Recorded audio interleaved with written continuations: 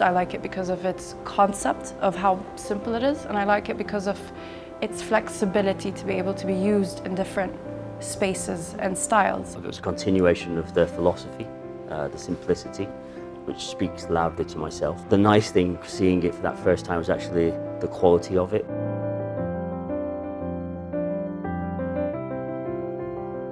The LP Grand was designed by the award-winning Christian Flindt. It is a scalable pendant that is used primarily for large spaces. At Louis Poulsen, we designed to shape light, and with this design we convey just that.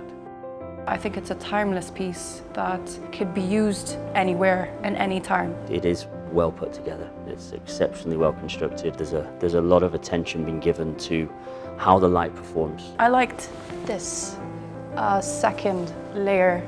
I think it adds a lot of value to it.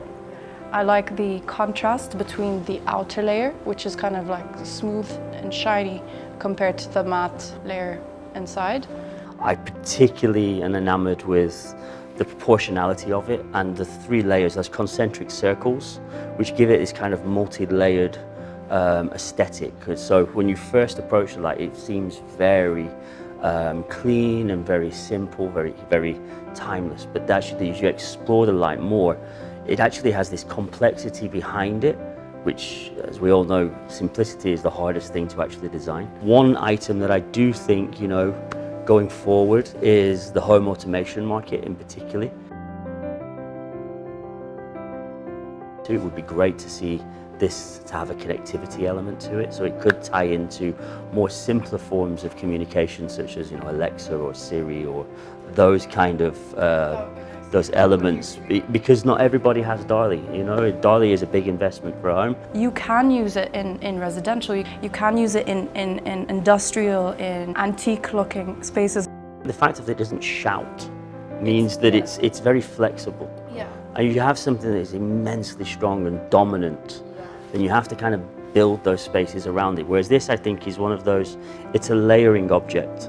It's not a centerpiece. If someone would want maybe a different color than the three provided, or a picture or like a graffiti art that he wants to put it like in an industrial place, I think that would be a plus. Or like, maybe like it could be hand drawn, it could be printed, it could be painted just simply. I think this is one thing that would be a plus, but it's still not a bad attribute. Having the three simple colors is a plus because it makes it easier for someone who's indecisive to choose what they want.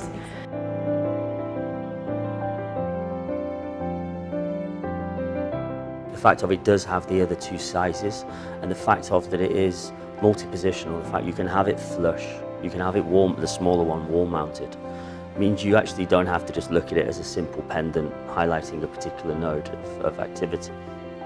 I'm slightly uneasy with the amount of plastic or acrylic within the product and some of the locations, the extent of the locations where the elements come from and the carbon footprint of that. But I think the fact of they're trying to create an object which moves with you through your lifetime and become an object that grows with you is how we need to move forward. We have to get away from this throwaway objects culture that we've seemed to have grown into in the last couple of decades.